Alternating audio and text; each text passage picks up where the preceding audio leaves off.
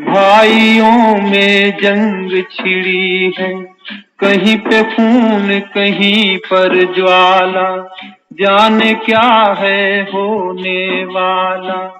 सबका माथा आज झुका है, आजादी का जुलूस रुका है, चारों ओर दगा ही दगा है, हर छुरे पर खून लगा है। आज दुखी है जनता सारी, रोते हैं लाखों नर नारी, रोते हैं आंगन गलियारे, रोते आज मोहल्ले सारे, रोती सलमा रोती है सीता, रोते हैं कुरान वो गीता। आज हिमालय चिल्लाता है, कहाँ पुराना वो नाता है। डस लिया सारे देश को जहरी नागों ने, घर को लगा दी आग घर के चिरागों ने।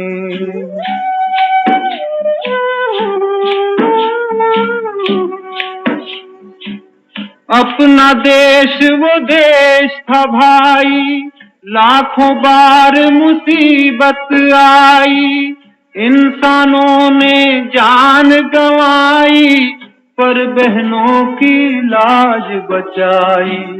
लेकिन अब वो बात कहाँ है, अब तो केवल घात यहाँ है। चल रही है उल्टी हवाएं, कांप रही थर थर अबलाएं। आज हर एक आंचल को है खतरा, आज हर एक घूंघट को है खतरा।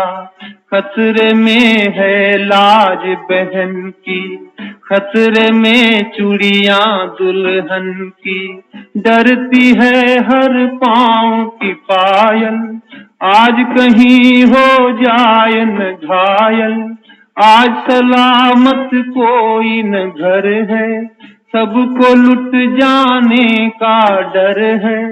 हमने अपने वतन को देखा, आदमी के पतन को देखा।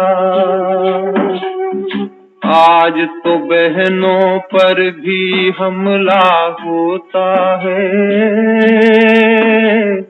दूर किसी कोने में मजहब रोता है।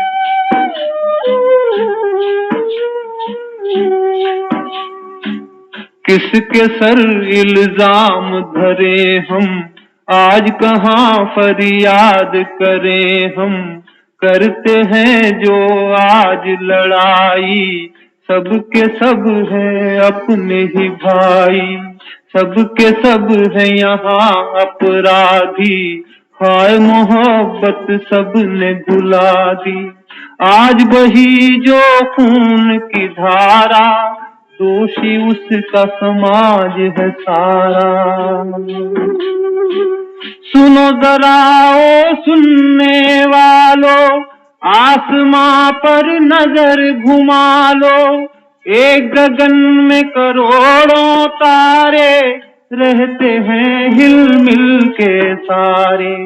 कभी न वो आपस में लड़ते, कभी न देखा उनको झगड़ते, कभी नहीं वो छुरे चलाते, नहीं किसी का खून बहाते। लेकिन इस इंसान को देखो, धरती की संतान को देखो, कितना है ये हाय कमीना। इसने लाखों का सुख छीना, की है इसने जो आज तबाही, देंगे उसकी ये मुखड़े गवाही। आपस की दुश्मनी का ये अंजाम हुआ, दुनिया हंसने लगी देश बदनाम हुआ।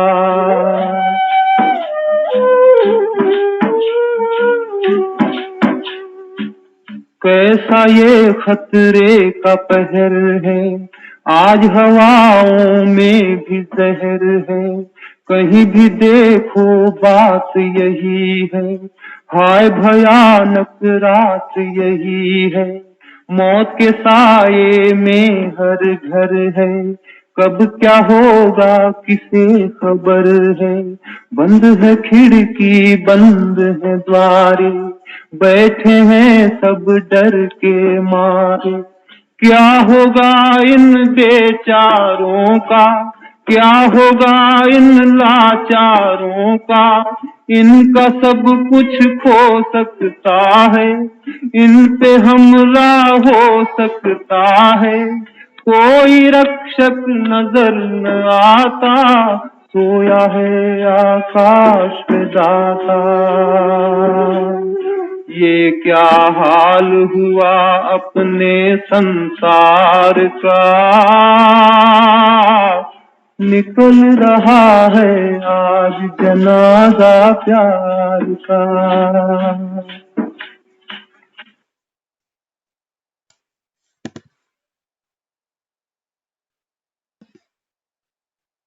ओम शांति। ओम शांति दीदी। तो गीत के हम सभी ने बोल सुने। बाबा समझाता है बच्चे ऊपर आसमान में देखो करोड़ों तारे हैं, हिल मिल कर रहते हैं, कभी आपस में झगड़ा नहीं करते, छुरी चाकू नहीं चलाते। और बाबा कहता है तुम इंसान, हाँ कहते हो हम पढ़े लिखे हैं, वेल क्वालिफाइड। बाबा कहता है धरती में क्या मचाया, कोहराम मचा दिया। अब बाबा कहता है बच्चे अब ये अंत का समय है। हाँ तो ये धरती बाबा कहता है अभी तो दुखदाम बन गई। हाँ गीत में आया ना अभी, हर कोई खिड़की दरवाजे बंद करके बैठा है। तो कोविड में यही किया हम सब ने। हाँ बाबा कहता है ये तो ड्रामा में तुम्हारी प्रारब्ध थी कि तुमको बाप को मिलना बाकी था। तो बाबा कहता है बच गए, बाल बाल बच गए। तो बाबा कहता है फिर समय को यूज तो करो। हाँ तो आज की मुरली बाबा बच्चों को फिर से जागरूकता की ओर लेकर चलता है। तो बाबा समझाते हैं बच्चे देखो मनुष्यों की बनाई गीता से उतरती कला होती है। बाप बैठ बच्चों को समझाते हैं। बाबा कहते हैं बच्चे मनुष्यों ने जो गीता बनाई उस गीता से उतरती कला होती है। मनुष्य मनुष्य की सदगति कर नहीं सकते।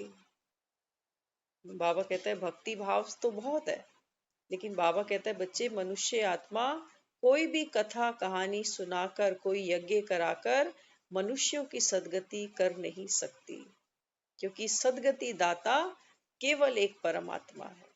बाबा कहता है ये पार्ट मेरा ही है, और कोई बाबा कहता है ये पार्ट खेल नहीं सकता। तो कृष्ण अनुवाद लिख गीता ही खारी कर दी है।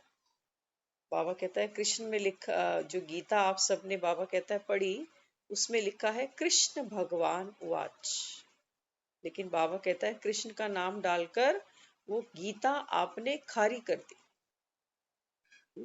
सत्यनारायण की कथा सुनाते, राधे कृष्ण की नहीं। छोटे बच्चे को नर नहीं कहते ना। बाबा कहता है कई बच्चे तो इसमें भी मूंझ जाते हैं जब बाबा कहता है कि राधे कृष्ण ही लक्ष्मी और नारायण बनते हैं, तो बिलीव ही नहीं करते। हाँ बाबा कहता है छोटे बच्चे को नर नहीं कह सकते ना, इसलिए बाबा कहता है कथा किसकी सुनाई जाती है, लक्ष्मी नारायण की, सत्य नारायण की। तो शास्त्र आदि जो बने हैं मनुष्य मत पर, ये मनुष्यों ने बनाए हैं। मरते समय भी गीता सुनाते समझते कि गीता से स्वर्ग की स्थापना होती है। पिलाते भी गंगा जल है, जमुना जी का जल नहीं पिलाते। बाबा कहता है फिर क्या पिलाते हैं, गंगा का जल, जमुना जी का जल नहीं पिलाते। वास्तव में इस ज्ञान अमृत धारा से 21 जन्मों के दुख रोग मिट जाते हैं। बाबा कहते हैं दुनिया जितना जानती है उतना ही करते हैं। तो कोई मरने वाला होता है ना, तो उसके मुख में घर में नहीं भी पड़ा होता तो पड़ोसियों से मांग कर ले आते हैं, एक चम्मच गंगा जल दे दो, जाने वाला है। लेकिन बाबा कहता है बच्चे वास्तव में बात क्या है, इस ज्ञान अमृत धारा की। इसको बाबा कहता है जब आत्मा इस अमृत का पान करती है तो यहाँ बाबा समझाता है 21 जन्मों के दुख, रोग, संताप, चिंताएं बाबा कहता है आपकी मिट जाती है। क्योंकि मुक्ति किसको देनी थी? आत्मा को। गंगा जल कहाँ गया? मुख में डाला, वैसे तो पेट में भी नहीं जाता उस समय, क्योंकि आदमी बेसुध होता है, शरीर में उसके उतनी उस समय हलचल होती है कि गंगा जल भी बाहर का बाहर ही छलक जाता है मुंह से, क्योंकि उस समय जो श्वास है वो अटकी पड़ी है। तो यहाँ बाबा कहते हैं बच्चे वास्तव में बात है इस ज्ञान अमृत धारा की। बाबा कहता है ये मैं तुमको रोज सुनाता हूँ। क्यों? क्योंकि बाबा कहता है जब तक तुम्हारा यहाँ समय है तब तक बाबा कहता है कि ज्ञान का अमृत पीते जाना, क्योंकि विष तो पिया है जन्मों जन्मों तक। बाबा कहता है इस विष का असर जाते जाते चला जाएगा। तो तुम चैतन्य ज्ञान गंगाओं में स्नान से मनुष्य स्वर्गवासी बन जाते हैं। बाबा कहता है ये बात तो है ज्ञान गंगा के स्नान की, लेकिन बाबा कहता है वो बेचारे क्या करते हैं? वो जाके गंगा घाट चले जाते हैं, पानी का स्नान करते हैं तो शरीर को नहलाते हैं। लेकिन बाबा कहता है जब आत्मा इस चैतन्य ज्ञान गंगा में स्नान करती है तो स्वर्गवासी बनती है। अगर एक भी राम सीता समान बन जाए तो एक राम सीता के कारण राम राज्य हुआ ना। बाबा कहता है तुमने तो एक राम सीता सुनी है, लेकिन बाबा कहता है अभी बाबा कहता है एक नहीं लाखों बनाने वाला। तो बाबा कहता है सोचो अगर आपने किन्हों को ज्ञान सुनाया, उसमें से बाबा कहता है कोई एक भी राम सीता समान बन गया तो एक के कारण तो बाबा कहता है सतयुग तैयार हो जाता है, राम राज्य आ जाता है। तो बाबा कहता है मैं तो कितने बना रहा हूं, तो सोचो वो दुनिया कैसी होगी। हाँ, ना जानने और ना मानने के कारण ज्ञान को भी कई लोग नहीं मानेंगे। बाबा कहता है ज्ञान में सब लोगों को भरोसा नहीं होगा। क्यों? क्योंकि बाबा कहता है बाप को नहीं जाना, बाप को नहीं पहचाना, तो बाबा कहता है फिर ज्ञान को भी नहीं मानेंगे। कई कई तो बाबा कहता है भक्ति को भी नहीं मानते। हाँ, सिर्फ पैसा कमाना जानते हैं। बाबा कहता है दुनिया पड़ी है, सारे थोड़ी भक्ति करते हैं, और बाबा कहता है सारी दुनिया थोड़ी ज्ञान सुनेगी। लेकिन हाँ, बाबा कहता है पैसा कमाना तो सब जानते हैं। क्योंकि पैसे से क्या मिलता है? अल्पकाल का सुख, थोड़ा सा मान सम्मान। तो यहाँ बाबा कहता है ये जो तुम्हारा बैच है ये है सबसे बड़ा शास्त्र। याद है अजपा जाप, जपना तो कुछ भी नहीं है। शास्त्रों में लिख दिया असुर और देवताओं की लड़ाई लगी, तुम असल में असुर से देवता बनते हो। बाबा कहता है बच्चे मैं तो तुमको शास्त्रों का सार समझाता हूँ, निचोड़ क्या है। बाबा कहता है वहां तो लिखा है कि असुरों में और देवताओं में लड़ाई हुई। बाबा कहता है देवता अगर लड़ बैठे तो उसको देवता कौन कहेगा? बाबा कहता है देखो कितने मंद बुद्धि हैं, जिन्होंने शास्त्र बनाए वो भी, और जो पढ़कर बाबा कहता है गायन पूजन करते हैं वो भी। असुरों और देवताओं की लड़ाई हुई तो दिखाया है राम और रावण लड़ पड़े, और वहां पर पांडव और कौरव लड़ पड़े। शक्ति का भी दिखाते हैं कि काली ने कितनों का संहार किया। तो यहाँ बाबा हमको समझाता है बच्चे तुम ही असुर थे और तुमको ही बाबा कहता है अभी मैं देवता बनाता हूँ। बाकी बाबा कहता है ये टीम कहाँ से आ गई असुर और देवता की? बाबा कहता है तुम ही थे, तुम ही शूद्र बने, तुम ही बाबा कहता है अभी ब्राह्मण बनते हो। तो वे लोग ज्ञान शास्त्रों को समझते हैं, कहते हैं राम राज्य वाली शांति हो। राम राज्य कब था ये तो जानते ही नहीं। हाँ, याद तो करते हैं सतयुग भी था, राम राज्य भी था, तभी तो देखो दिवाली की तैयारियां हर साल करते हैं। यादगार तो मनाते हैं ना, कितने दिल से मनाते हैं यादगार, कोई कमी नहीं रखते उस यादगार को मनाने में। एक एक नियम, एक एक रस्म रिवाज पूरे दिल से निभाते हैं।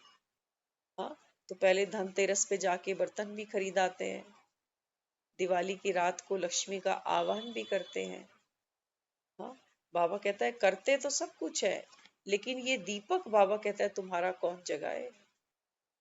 हम्म, तो यहाँ तो बाबा कहता है कि बच्चे, राम राज्य की शांति सब चाहते हैं, लेकिन राम राज्य कब था ये तो किसी को पता ही नहीं।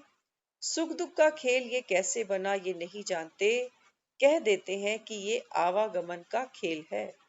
सिर्फ आत्माओं को गोप गोपियां नहीं कहेंगे, शरीर है तभी गोप गोपियां बनते हैं। कई कहते गीता उठाते, वेदों का नाम क्यों नहीं लेते। उनसे पूछो वेद किस धर्म का शास्त्र है। कई जो ज्ञान सुनते हैं ना, क्योंकि देखो भक्ति भी बिना भावना के नहीं चलती ना, तो कई भगत सुनते हैं जब ज्ञान को तो कहते हैं आप रोज गीता का नाम उठाते हो कि कृष्ण भगवान रचने ये शिव भगवान वाच है। गीता का भगवान कौन है। हाँ, तो वो कहते हैं कई सुनने वाले कि गीता की चर्चा तो बाबा रोज करता है, वेदों की क्यों नहीं करता। हाँ, वेद भी तो चार चार है ना, तो वेदों का बाबा कभी भी गायन उल्लेख क्यों नहीं करता। हाँ, तो बाबा यहाँ देखो क्या कहता है। बाबा कहता है उनसे पूछो गीता से तो क्या हुआ। गीता से क्या हुआ वो तो हम सब जानते हैं।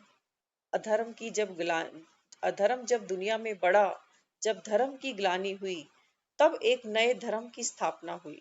कौन सा धर्म। आदि सनातन देवी देवता धर्म। लेकिन बाबा कहता है बच्चे वेदों से कौन से धर्म की स्थापना हुई। हाँ, तो बाबा कहता है इसीलिए गीता का नाम उठाते हैं। वेदों से तो कोई धर्म स्थापन हुआ ही नहीं, फिर वेद क्यों उठाएं। हाँ, बाबा कहता है वेद का उल्लेख करने की दरकार ही नहीं, क्योंकि बाबा कहते हैं कि वेदों से तो किसी धर्म की स्थापना होती ही नहीं, स्थापना होती है गीता से। इसलिए बाबा कहते हैं गीता का नाम उठाते हैं। अपने को आत्मा समझो, ये बातें गीता में कुछ हैं, वेदों में तो बिल्कुल भी नहीं है। बाबा कहता है गीता में तो फिर भी कहीं कहीं है, मन मना भव, लेकिन बाबा कहता है वेदों में तो बिल्कुल भी नहीं है। भगवान एक ही होता है 10-20 नहीं, मनुष्य 24 अवतार कह देते हैं। जैसे भक्ति में खुद भटके, वैसे मुझको भी भटकाया है। बाबा कहता है खुद तो तुमने दर दर धक्के खाए हैं, लेकिन बाबा कहता है बाप को भी छोड़ा तुमने। हाँ, बाबा कहता है मुझे भी दर दर भटकाया। कोई ने कहा बर्फ का लिंग होता है, तो कहते हो सत्वचन। तो बाबा कहता है फिर वहां पर भी दर्शनों के लिए पहुंच जाते हो। महाभारत लड़ाई कब लगी, जब भगवान ने राजयोग सिखलाया। बाबा कहता है जब मैं आता हूँ संगम पर, बच्चों को राजयोग सिखाता हूँ, तभी बाबा कहता है ये महाभारत की लड़ाई लगती है। हाँ, क्योंकि बाबा कहता है आप अपनी बुराइयों पर, कमजोरियों पर विजय पाते हो, योग के बल से, ज्ञान के बल से। 24 अवतार कच्छ मच्छ परशुराम दिखाते, क्या भगवान कुलाड़ा लेकर हिंसा करेंगे। इतने सब वेद शास्त्र किसने बनाए, कहते हैं व्यास ने। ये सब बाद में मनुष्य बैठ बनाते हैं। ज्ञान तो उनमें है ही नहीं। हर एक धर्म वाला अपने अपने धर्म स्थापक को याद करता है। शास्त्र पढ़ने से ही भगवान मिल जाए, तो बाकी भगवान आकर क्या करेगा। हम्म? कई तो ये सोचते हैं कि मरते दम तक जो हम पाठ करते हैं वो करते जाएंगे, अंतिम श्वास तक करते जाएंगे, तो हमको स्वर्ग मिलेगा। हाँ, भगवान मिलेगा।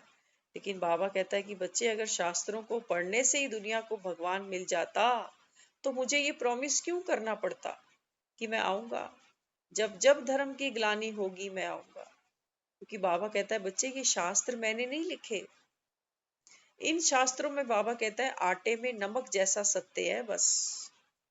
हाँ, इसलिए बाबा हमको रोज शास्त्रों का विस्तार जो है उसका सार समझाता है। सूर्यवंशी देवी देवताओं का यह एक ही शास्त्र है, ब्राह्मणों का भी अलग नहीं है। इस समय जो सुनाते फिर तुम भूल जाते हो, फिर उनका शास्त्र कैसे बन सकता है। बाबा कहता है ये जो ज्ञान आप सुन रहे हो ना, ज्ञान बाबा कहता है साथ नहीं चलेगा, ये ड्रामा की ब्यूटी है। सोचो संगम पर एक ज्ञान सुनते हैं, अगर ऐसा लॉ होता कि ये ज्ञान हमको संगम पर के अलावा सत्युग में भी याद रहेगा, माना देवी देवताओं को भी ये ज्ञान रहेगा, तो बाबा कहता है तब ये ज्ञान परंपरा से चलता और कलयुग तक थोड़ा बहुत पहुंच जाता। हम्म, थोड़ा बहुत पहुंच जाता, एक्यूरेट नहीं भी पहुंचता तो कुछ तो पहुंचता। लेकिन बाबा कहता है बच्चे, परंपरा माना सतयुग से ये ज्ञान देवी देवताओं को भी नहीं है। तो बाबा कहता है फिर किसी से पूछो भक्ति कब से कर रहे हो, कहते हो राम राज्य से। बाबा कहता है राम राज्य में भी भक्ति कर रहे हो तो मतलब दुखी हो ना। राम राज्य में भी भक्ति क्यों करता है कोई? क्यों भक्ति करता है? क्यों कष्ट देता है स्वयं को? कोई भूखा रहता है, कोई व्रत करता है, कोई नंगे पांव मंदिर जाता है, तो क्यों कष्ट देते हैं? क्योंकि जीवन में कुछ अप्राप्ति है, कुछ चिंताएं हैं, कुछ इच्छाएं हैं जो अपने से तो पूरी नहीं हो पाती। तो सोचते हैं चलो मंदिर में ही एप्लीकेशन लगाई जाए। तो भगवान को रोज दुखी करते हैं जिसको जानते भी नहीं। रोज उसके मंदिर में घंटियां बजाते हैं, जा जाकर रोते हैं। हाँ, तो बाबा कहता है कि बच्चे, इस समय जो सुनाते ये तुम सब भूल जाते हो। फिर बाबा कहता है इस गीता का शास्त्र कभी बनता नहीं है। अभी बाबा कहता है तुम जो ये मुरलियां लिख रहे हो, हाँ, एक मुरली चलती है। कईयों को देखो जब वो मुरली के नोट्स बनाते हैं ना, तो सिर्फ 2 या 3 लाइनें लिखते हैं सारी मुरली में से। कईयों की आदत होती है एज इट इज उतार के बैठ जाते हैं। कईयों का ये होता है कि कुछ नया मिलता है तो वो नोटिस कर लेते हैं। तो बाबा कहता है लिखने का जो सबका अपना अपना तरीका है, मुरली को अपनी डायरी में उतारने का तरीका है। बाबा कहता है जिस रीति तुम डायरी में उतारते हो उसी रीति वो बुद्धि में उतरता है। तो बाबा कहता है बच्चे, ये जो डायरियां आप अभी भर रहे हो ना, ये बाबा कहता है सतयुग में किसी को नहीं मिलेंगी, त्रेता में किसी को नहीं मिलेगी। द्वापर में बाबा कहता है जब ये मनुष्य आत्माएं, कोई वाल्मीकि बनता है, हाँ, तो कोई व्यास बनता है, कोई सुखदेव बनता है। बाबा कहता है हर एक आत्मा जो जो बाबा कहता है तुम्हारे ये ज्ञान के अंश उनको मिलेंगे ना। तो बाबा कहता है वो एक एक पन्ने को जोड़ जोड़कर कुछ का कुछ बना डालेंगे। तो इसलिए बाबा कहते हैं कि बच्चे, बाप तो कोई शास्त्र पढ़ा हुआ नहीं है, शास्त्र भी ड्रामा अनुसार बने हैं। अनेक मनुष्य अनेक मत मठ पंथ शास्त्र होने के कारण अनेक रास्ते ढूंढते रहते हैं। बाबा कहता है ये जो शास्त्र बने हैं यही तुमको बाबा कहता है अलग अलग रास्तों पे लेके जाते हैं। हाँ, तो कोई कुरान पढ़ता है तो मुस्लिम बन जाता है, कोई गुरु ग्रंथ साहिब पढ़ता है तो सिख बन जाता है, कोई गीता पढ़ता है तो बाबा कहता है वो हिंदू बन जाते हैं। तो ये बाबा कहता है ये जो शास्त्र है ये अनेक रास्तों पर तुमको ले जाते हैं। भले कोई आयु 10,000 वर्ष, कोई 30,000 वर्ष कहते, अनेक मतें हैं ना, मनुष्यों की शास्त्रों में मत है ना। हाँ, तो बाबा कहता है तुम्हारे शास्त्रों में क्या लिखा है? वहां तो लिखा है कि जो सतयुग है वो 10,000 साल का है, कहीं लिखा है 30,000 साल का है। तो बाबा कहता है अनेक मतें हैं। देवताएं कोई शास्त्र नहीं लिखते। बाबा कहता है बच्चे, जो देवता आत्मा होती है वो शास्त्र नहीं लिखती। हाँ, नाटक कब शुरू हुआ ये तो कोई बता ना सके। रचना के आदि मध्य अंत का ज्ञान रचयिता बाप ही समझाते हैं, बाकी तो नीति नीति करते जाते। गीता शास्त्र आदि सब हैं भक्ति मार्ग के, फिर से ये सब ऐसे ही बनेंगे। भगवान तो खुद कहते ये मैंने नहीं सुनाया, मेरा ज्ञान शास्त्रों में नहीं है। बाबा कहता है मेरा जो ज्ञान है, बाबा कहता है मैं कोई शास्त्र पढ़ के थोड़ी आया हूं तुम्हारे सामने। बाबा कहता है कि बच्चे, मेरा ज्ञान तो शास्त्रों में है ही नहीं। बाप आते ही हैं कब्र से जगाने, शास्त्र आदि पढ़ने से तो नहीं जगेंगे। बाबा कहता है शास्त्र पढ़ के तो तुम सोते हो और कलयुग गाढ़ा करते हो। क्यों? क्योंकि वहां तो लिखा है कि ये जो अभी कलयुग है ये भी 40,000 साल चलेगा। तो मंदिरों में जाकर क्या करते हैं, तो शिवलिंग पे जाते हैं ना, वहां चंदन पड़ा होता है, तो चंदन को घिसते हैं और शिवलिंग पे टीका लगाकर घर वापस आ जाते हैं। तो बाबा कहता है अशांत कौन है, मैं हूं कि तुम हो? ये चंदन की जरूरत तुमको है कि मुझको है? बाबा कहता है ये शास्त्रों ने तो उल्टी गंगा बहा दी। अभी बाबा कहता है बच्चे, ये मुफ्त का चंदन घिस मेरे नंदन, ये ज्ञान की बात है, बाकी चंदन की लकड़ी की बात नहीं है। हाँ, सोचो, किसी किसी को जो बहुत अमीर होते हैं ना, उनका जब अंतिम संस्कार करते हैं तो चंदन की लकड़ी से करते हैं। चंदन की लकड़ी भी तो जलाती है, खुशबू देती होगी भले ही, नो डाउट, लेकिन काम तो लकड़ी का जलाना ही है, ठंडा थोड़ी कर सकती है। बाबा कहता है बच्चे, वास्तव में बात क्या थी? जीते जागते आत्मा इस चंदन रूपी ज्ञान से अपने आप को स्मृति दिलाए। इसको बाबा कहता है तिलक लगाना। बाकी मंदिरों में तो क्या कर दिया, चंदन की डिब्बियां भी ला ला के रख दी हैं कि आओ और एक दूसरे को तिलक लगाते जाओ। बाबा कहते हैं वास्तव में ये बात है आत्मस्मृति की। तो शास्त्र आदि पढ़ने से तो कोई जगता ही नहीं, बल्कि और सो पढ़ते हैं। बाप पर निश्चय हो जाए, फिर भक्ति मार्ग के सारे शास्त्र, वेद, गीता सब खंडन हो जाए। बाबा कहता है जब तक आपको बाप पर भरोसा नहीं होगा ना कि भगवान आए हैं, तब तक बाबा कहता है ये वेद, गीता, शास्त्र, इनको बाबा कहता है अभी गले से लगा कर रखोगे। इसलिए बाबा कहता है कि बच्चे निश्चय पक्का करो। सन्यासियों के फॉलोवर्स कहलाते, परंतु फॉलो तो करते नहीं। हाँ, बाबा कहता है कई हैं ना जो कहते हैं हम तो फलाने गुरु के फॉलोवर्स हैं, हम तो वहां जाते हैं, लेकिन बाबा कहता है बच्चे फॉलो तो कोई करता ही नहीं है। गुरु तुम्हारा सन्यास लेकर बैठा है, तुमने तो सन्यास नहीं लिया, तो फिर फॉलो क्या कर रहे हो उसको? इसलिए बाबा कहता है फॉलोवर्स तो बन नहीं सकते। ब्रह्म अथवा तत्व उन्हों की ज्ञान नहीं देते, वे सब शास्त्रों का ज्ञान देते हैं। शास्त्र जो बनाए हैं उन सब में है मनुष्य मत, ईश्वर तो शास्त्र बनाते नहीं। बाबा कहता है भगवान थोड़ी शास्त्र बनाएगा।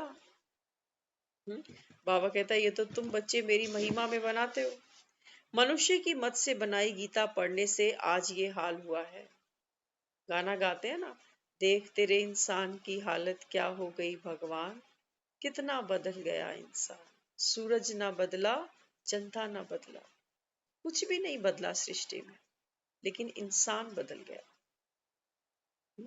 गायें उस जमाने में भी घास खाती थी, आज भी गाय घास खाती है, लेकिन हम उसको कचरा खिलाते हैं। आज भी गाय दूध देती है, उस जमाने में भी दूध देती थी। बाबा कहते हैं सृष्टि में कुछ नहीं बदला, जैसा जो मैंने प्राणी बनाया था वो आज भी वैसा ही है। पंछी आज भी उड़ते हैं, ऐसा तो नहीं कि कलयुग में पंछी उड़ना भूल चुके। सूरज की चमक कम हो गई, आकाश से बारिश बरसनी बंद हो गई, कुछ भी नहीं बदला।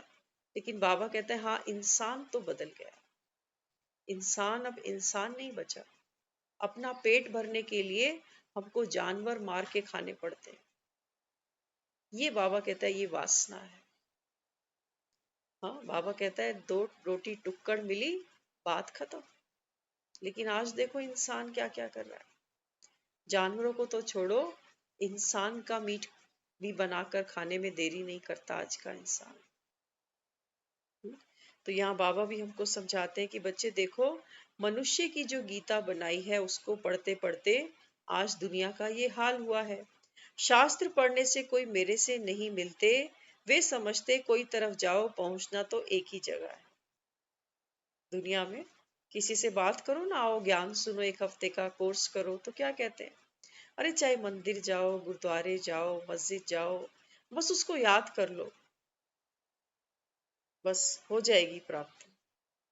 हाँ, अब क्या प्राप्ति होगी, किसको याद करना है, बाबा कहता है ये तो नहीं जानते। तो क्यों?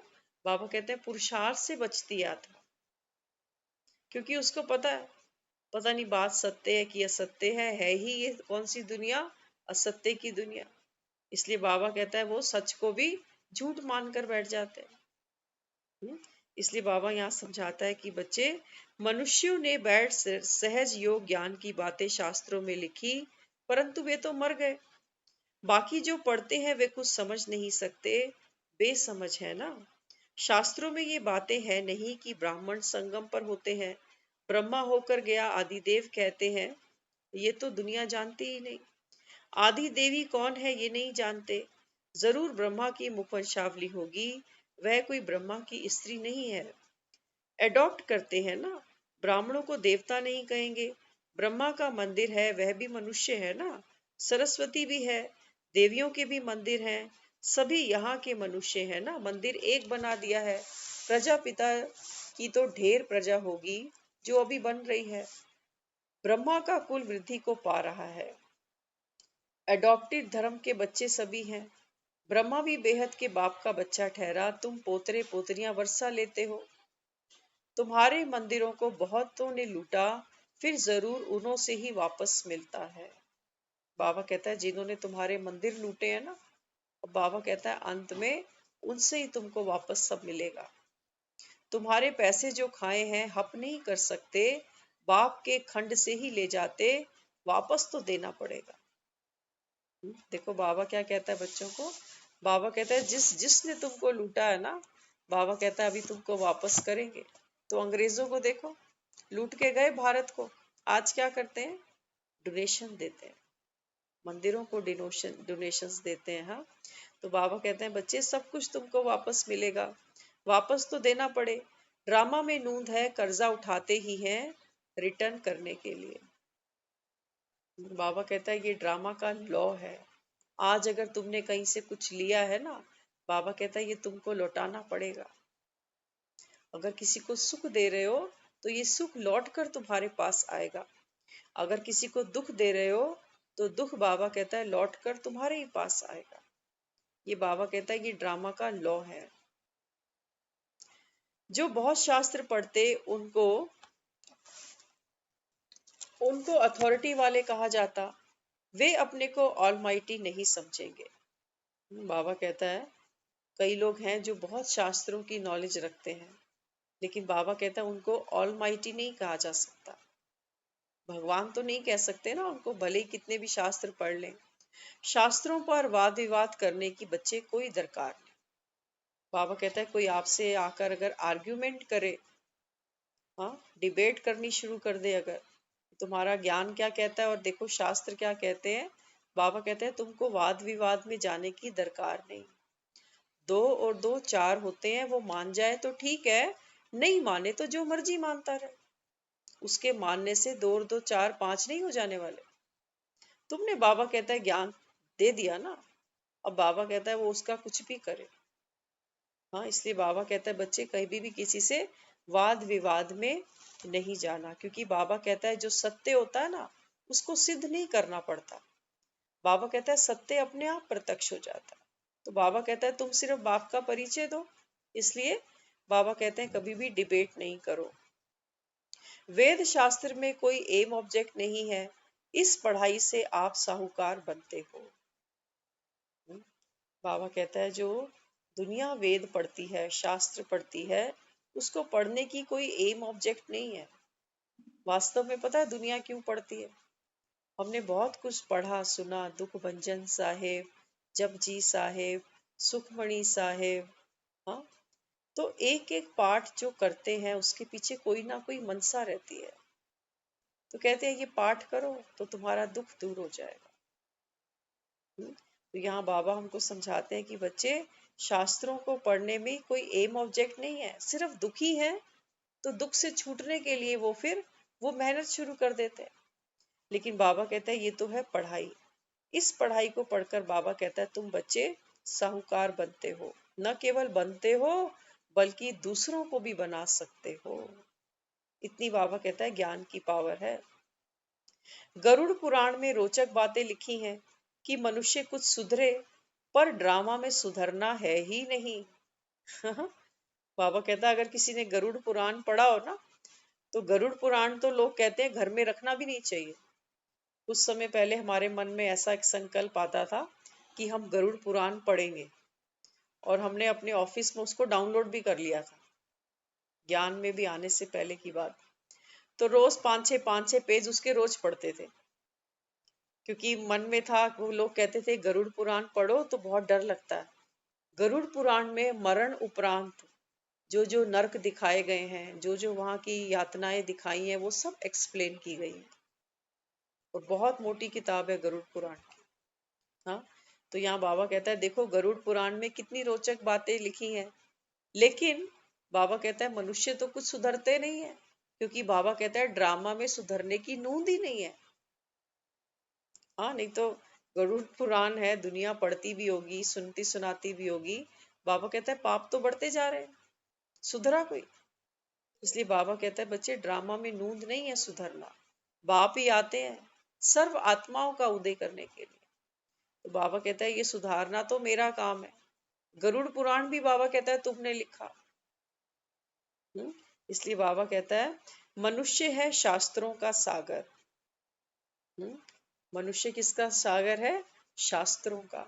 और भगवान किसका सागर है? ज्ञान का। तो ज्ञान में और शास्त्रों में जमीन और आसमान का फर्क है, बहुत फर्क है। आप देखो, हमने खूब कुछ पढ़ा है, सभी ने अपनी अपनी रुचि अनुसार जो जो हमको मिला हम सब ने पढ़ा। किसी ने हनुमान चालीसा पढ़ी, सुंदर कांड पढ़ा, जो जो जिसने सुना वो सुना। लेकिन बाबा कहता है कि बच्चे शास्त्रों में और ज्ञान का फर्क है। शास्त्रों में हमने जिसको कहते हैं ना रट्टाफिकेशन, बोलते जाओ फटाफट खत्म करो खत्म करो खत्म करो। कई बार तो संस्कृत में ऐसी लैंग्वेज होती है जिसका हमको मतलब भी नहीं पता, पूरा जीवन बीत जाता है उसको पढ़ते पढ़ते। हाँ, किसी से पूछने जाओ उसको भी नहीं पता। लेकिन वो कहते हैं वाणी को, एक बार हम सुन रहे थे, एक सरदार जी थे, तो जो लोग गुरुद्वारे जाते हैं वो भी कहते हैं कि जो सत्संगी हैं, जो अमृत वेले से प्यार करते हैं ना, वो गुरुद्वारे में भी 2 बजे उठ जाते हैं। उनका नियम है वहां पर, ये 2 बजे लोग गुरुद्वारे में पहुंच जाते हैं, जिसकी जो सेवा है वो शुरू कर देते हैं। तो एक बार दिखाया, जो एक सरदार जी थे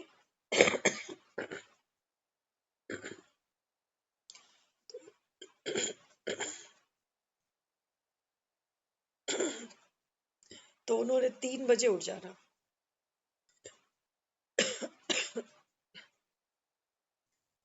3 बजे सुबह उठ करके जोर जोर से जपजी साहिब पढ़ना, धीरे नहीं जोर से।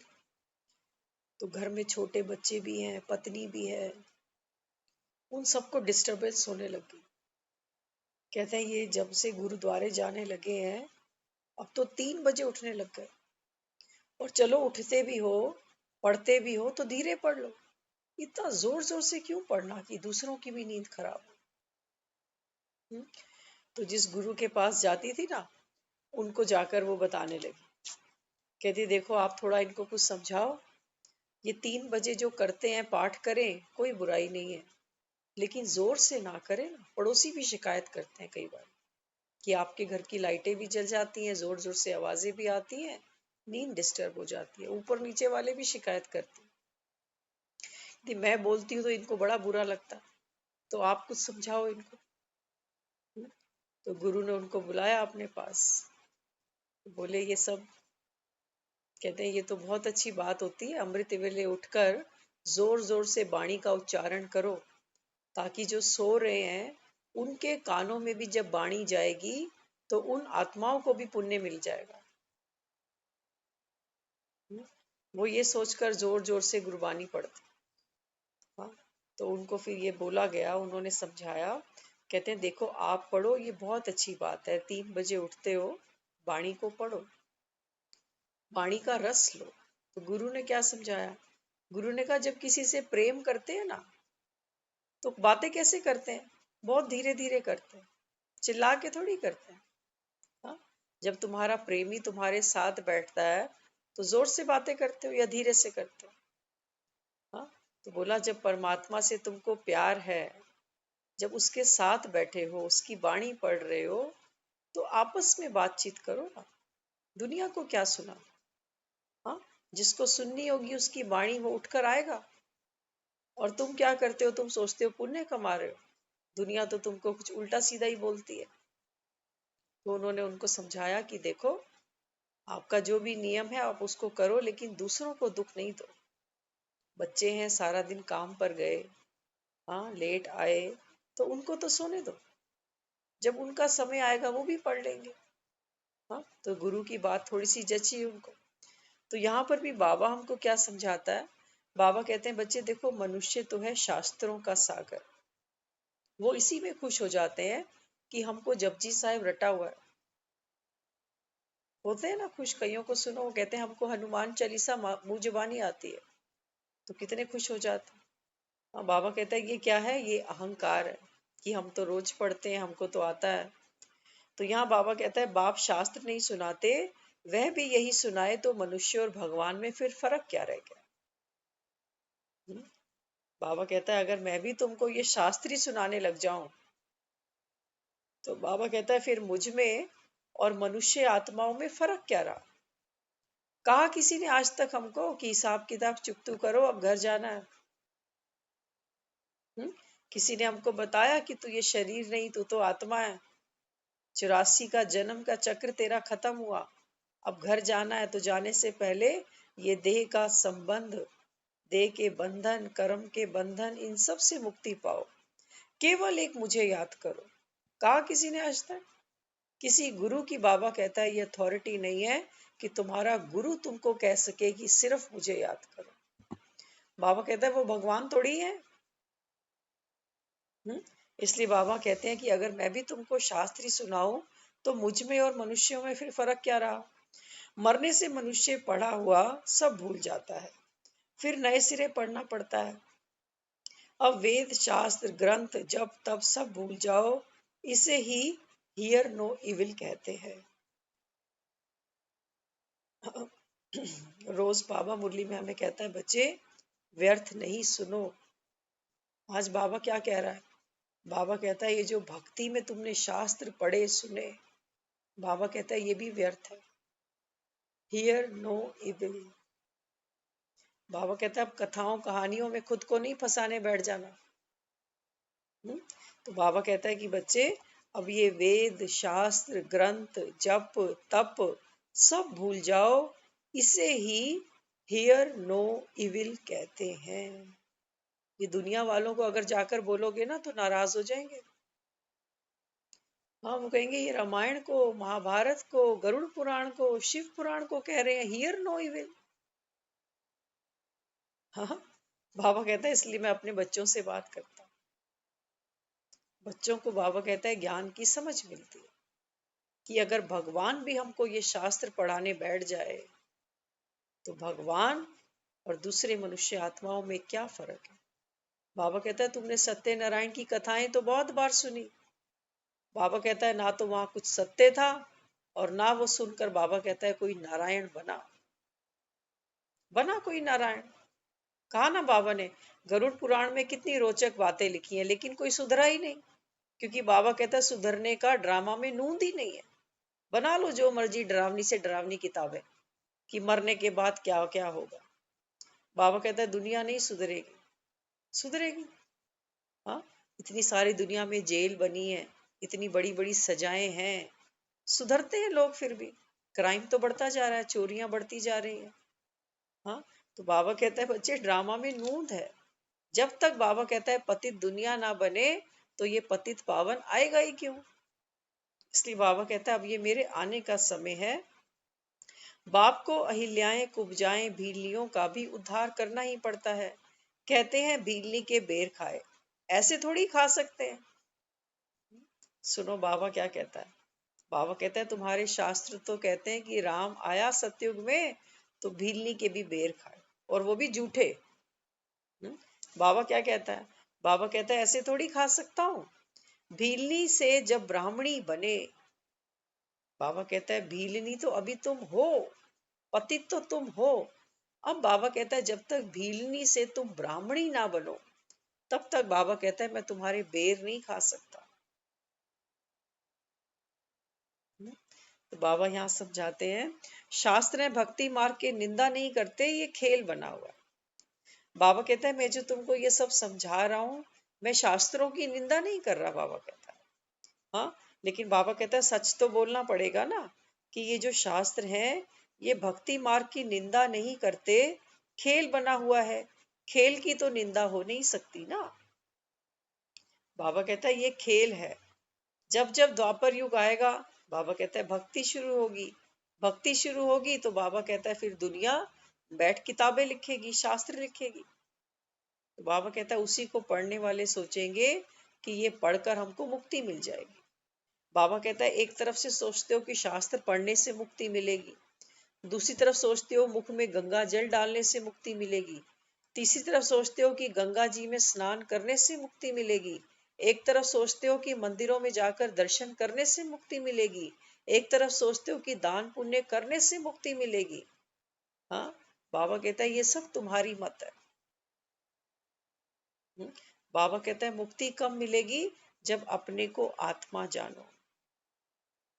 और बाबा कहता है आत्मा जानकर अपने निज स्वरूप में जब तक ना टिको, तब तक बाबा कहता है आपको मुक्ति मिल नहीं सकती।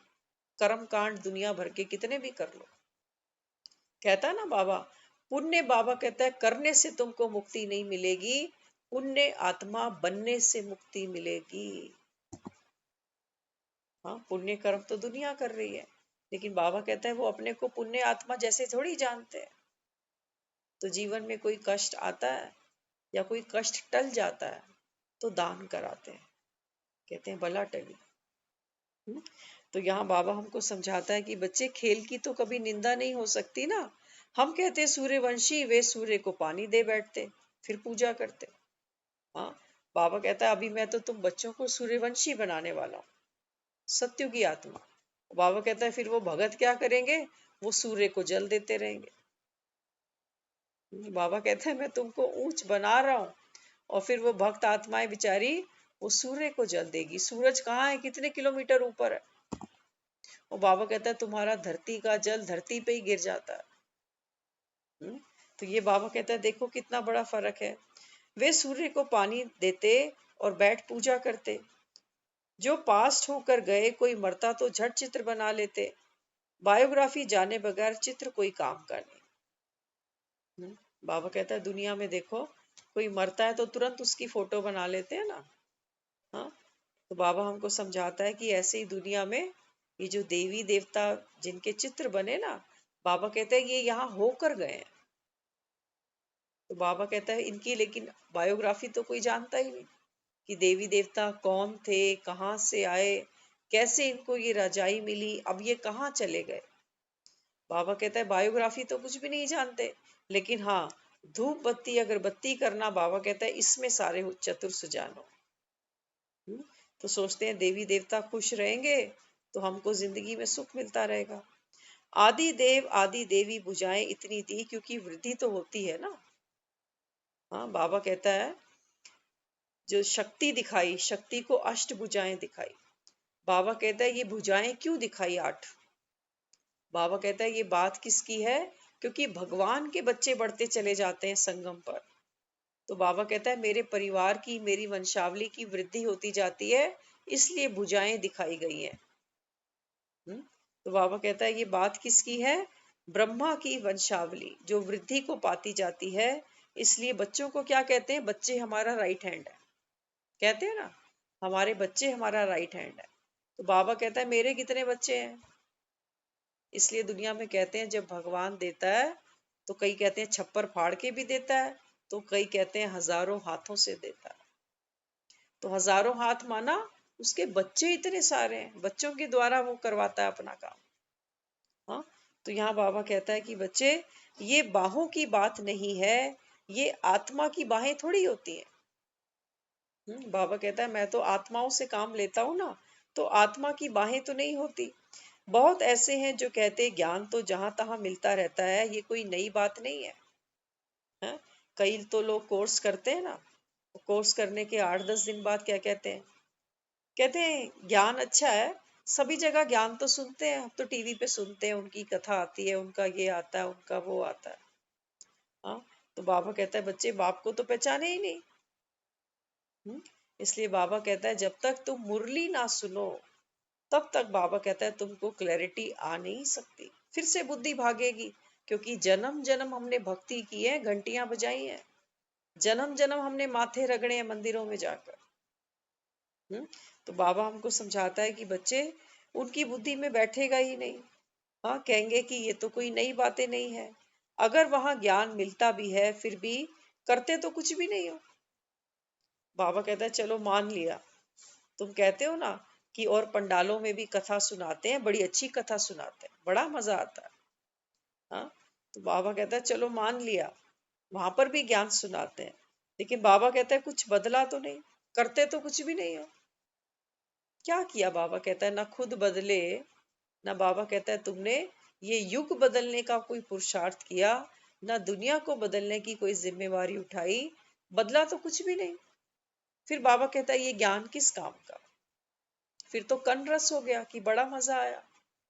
हाँ, तो बाबा कहते हैं कि बच्चे फिर भी करते तो कुछ नहीं हो ना, शास्त्र आदि सुनते सत सत करते रहते, वास्तव में ये है असत्य, झूठ।